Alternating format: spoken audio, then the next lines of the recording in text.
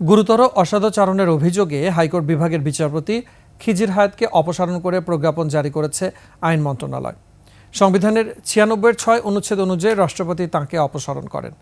এদিকে ছুটিতে থাকা ১২ বিচারপতির বাকি ৪ জনের বিষয়ে অনুসন্ধান চলমান রেখেছে সুপ্রিম জুডিশিয়াল কাউন্সিল।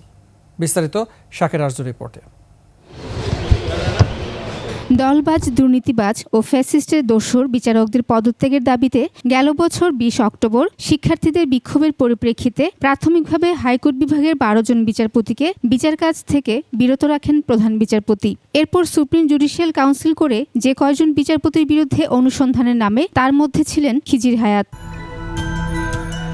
বৃহস্পতিবার সকালে জানা যায়, গুরুতর অসদাচরণের অভিযোগের প্রমাণ মিলেছিল বিচারপতি খিজির হায়াতের বিরুদ্ধে। তাই সংবিধানের ৯৬ অনুচ্ছেদ প্রয়োগ করে সুপ্রিম জুডিশিয়াল কাউন্সিলের মতামতের ভিত্তিতে অপসারণ করা হয় খিজির হায়াতকে।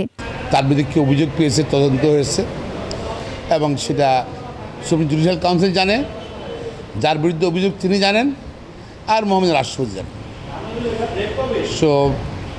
সে অনুযায়ী সংবিধান অনুযায়ী তাদের অপসারিত করা হয়েছে।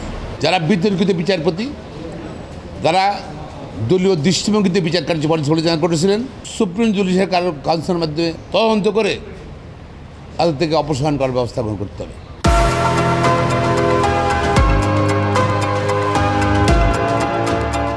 তবে আওয়ামী লীগ সরকারের আমলের বিতর্কিত হাইকোর্টের বিচারপতিদের বিরুদ্ধে ব্যবস্থা নেওয়া হলেও নিম্ন আদালতের বিচারকদের নিয়ে দেখা যায়নি কোনো পদক্ষেপ। বার সভাপতির আহ্বান, তদন্ত করে তাদের বিরুদ্ধেও ব্যবস্থা নিতে। কে না জানে বিরোধী রাজনৈতিক দলকে নেতাদেরকে শাস্তি দেওয়ার জন্য রাত্রে ৮টা, ৯টা, ১০টা পর্যন্ত মোমবাতি জ্বালে, কারেন্ট নাই, মোমবাতি জ্বালে বিচার করছে। তারা কোথায়?